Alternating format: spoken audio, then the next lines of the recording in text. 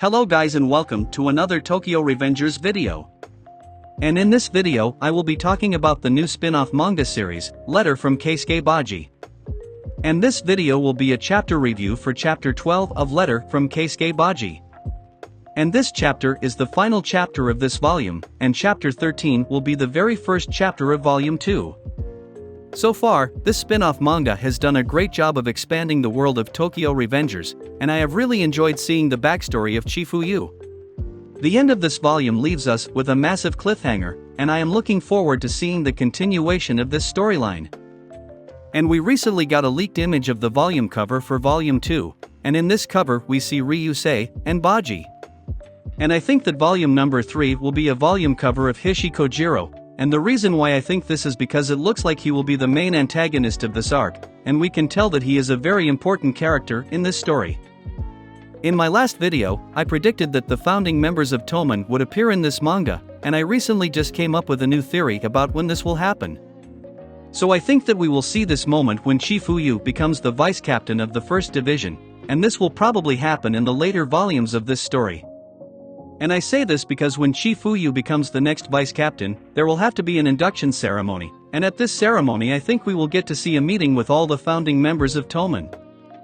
Anyway guys, before I get into this video guys, please like, comment, and subscribe if you want to see more Tokyo Revengers videos. So let's get into the video now. So in the last chapter, we saw that Hishi Kojiro attacked Chifuyu with a taser, and after attacking Chifuyu with this taser, we saw that he captured Chifuyu. And when they arrived at the hideout of the Yotsuya Kaidan gang, we saw that RYUSEI was at this hideout, and we learned that he also got captured by this gang. And then Hishi Kojiro started torturing his victims, and he tortured his victims by playing a game called Murder Baseball. And in this game he uses a baseball bat to hit his victims with the baseball. And at the end of the last chapter we got an official introduction of the vice president of the Yotsuya Kaidan gang, and he told Chifuyu that his name is Hishi Kojiro. And this chapter starts off with showing us the backstory of RYUSEI, and we also get to learn the truth about RYUSEI's connection with Hishi Kojiro. And on the first page of this chapter, Chifuyu started questioning Kojiro, and Chifuyu asked him how could he torture someone who was supposed to be his comrade. And then RYUSEI interrupted Chifuyu, and he told him that their relationship is way deeper than just being comrades. And in this moment RYUSEI told Chifuyu that he and Kojiro are childhood friends, and they used to live next to each other when they were children. And then we see a flashback of these two characters, and we learn that they have been best friends ever since they were children, and these two friends would always be together when they were kids. And RYUSEI is basically narrating this backstory, and he tells us that they both had parents that were never home, so because of this, they would always spend time together, and they actually spent more time with each other than with their own parents.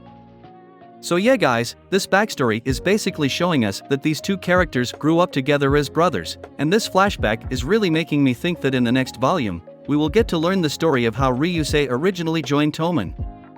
And I also think that we will get to see the moment where RYUSEI met Baji for the very first time, and I think that this will be a very awesome character interaction. Anyway guys, RYUSEI tells us that he and Kojiro would eventually go on to create the Yotsuya Kaidan gang, and RYUSEI said that they were the bad guys of the Yotsuya Kaidan gang, and they were always surrounded by many delinquents. And in the present timeline we can see that Hishi Kojiro started reminiscing about his time with RYUSEI, and while he was doing this he had a smile on his face. And then Hishi Kojiro started narrating this backstory, and he said that when him and RYUSEI were together, they were an unbeatable team. And just from this flashback, we can tell that these two characters had amazing chemistry together, and we see that when they grew older, the Yotsuya Kaidan gang became a very powerful organization, and they had many subordinates under their command. And then Hishi Kojiro finished telling Chifuyu about their backstory by telling him that the Yotsuya Kaidan gang was born from his bond with RYUSEI. And then Hishi Kojiro started talking to RYUSEI, and he told RYUSEI that he is a traitor, and he also said that he feels like his heart has been torn to shreds because of this betrayal. And then he goes on to say that RYUSEI is a very weak and delicate person, so because of this, he makes many mistakes without someone to guide him. And then Kojiro raised his baseball bat into the air, and he told RYUSEI that everything is his fault for failing to guide him, and then he started apologizing to RYUSEI. And while he was doing this, Kojiro was also beating RYUSEI with his baseball bat, and in this panel he landed a very hard hit on his shoulder.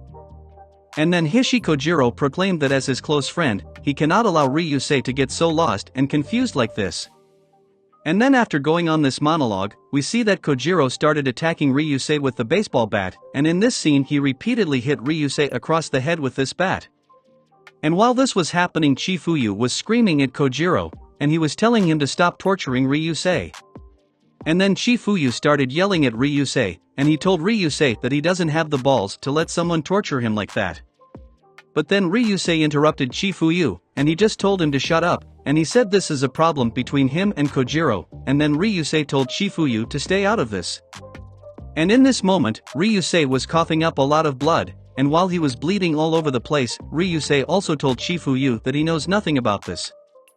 And we can see that Chifuyu was visibly surprised by RYUSEI's response, because RYUSEI wasn't even trying to resist his torture, and in this moment we can see that Chifuyu is very worried about RYUSEI.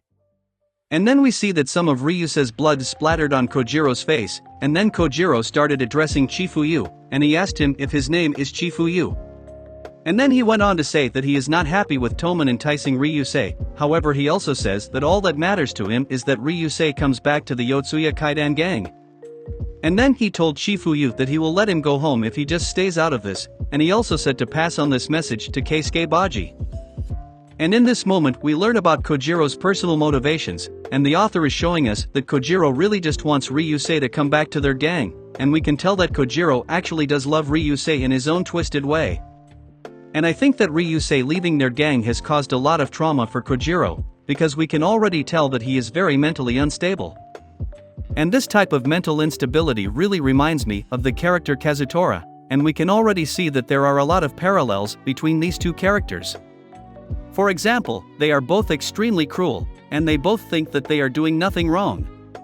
Anyway guys, in the next scene, Kojiro started ruthlessly beating RYUSEI with his baseball bat, however at the last minute we see that Chifuyu was able to move his chair, and he was also able to block the baseball bat with his head at the same exact time. And before he protected RYUSEI, we saw this moment where he remembered all the moments that he had with RYUSEI, and I think that these memories are what compelled him to take action. And I really loved this moment because Chifuyu sacrificed his own body in order to protect RYUSEI, and I think that this gesture really shows us how far their friendship has come. And then Chifuyu told Kojiro that he is right about the fact that he doesn't know anything about their relationship, however Chifuyu said that he does know one thing, and then Chifuyu started yelling at Kojiro, and he told him that no matter what, he would never beat his own friend with a baseball bat. And in this moment Chifuyu is getting very worked up, and we can see that he has a lot of conviction when he made this declaration. And this manga has really shown us that Chifuyu is an extremely fearless character, and I think that he is the most loyal character in Tokyo Revengers. And we then see that Chifuyu made an attempt to escape from his chair, and in this scene we see that one of the gang members kicked over his chair, and this sent Chifuyu flying to the ground. And then Kojiro asked Chifuyu what he is talking about, and then Kojiro said that he is so stupid that he doesn't even understand the gravity of his situation. And then Kojiro just raised his baseball bat into the air, and he told Chifuyu that he will kill him. However, right when Kojiro was about to hit Chifuyu with the baseball bat, we see that a baseball suddenly came out of nowhere, and this baseball knocked the bat out of Kojiro's hand. And then we suddenly see a shadowy figure of the person who just arrived on the scene, and this person said that they will quote his sentence back to him word for word. And in the last page of this chapter, it is revealed that this person is actually Keisuke Baji, and Baji told Kojiro that he is a dead man. And we see that Baji is pointing his baseball bat at Kojiro, and in this moment Baji is declaring war on the Yotsuya Kaidan gang, and we can tell that an epic battle is about to begin. And I think that this was a very badass entrance from Baji, and I think that this is probably the coolest moment that we have ever seen in this spin-off manga. And this scene just made me think that Baji is such a badass character, and I can't wait to see him fight against the Yotsuya Kaidan gang. And I really love seeing this final panel of Baji coming in to save Chifuyu and RYUSEI, and I think that this new gang war will be very entertaining. We still don't know the true extent of Kojiro's power, however I am sure that we will soon find out during this new gang war. Anyway guys, this chapter is the last chapter of this volume, and I hope that the next volume will come out soon. Anyway guys, if you guys enjoyed this video, and want to see more like it, then like, comment, and subscribe. And thank you for watching.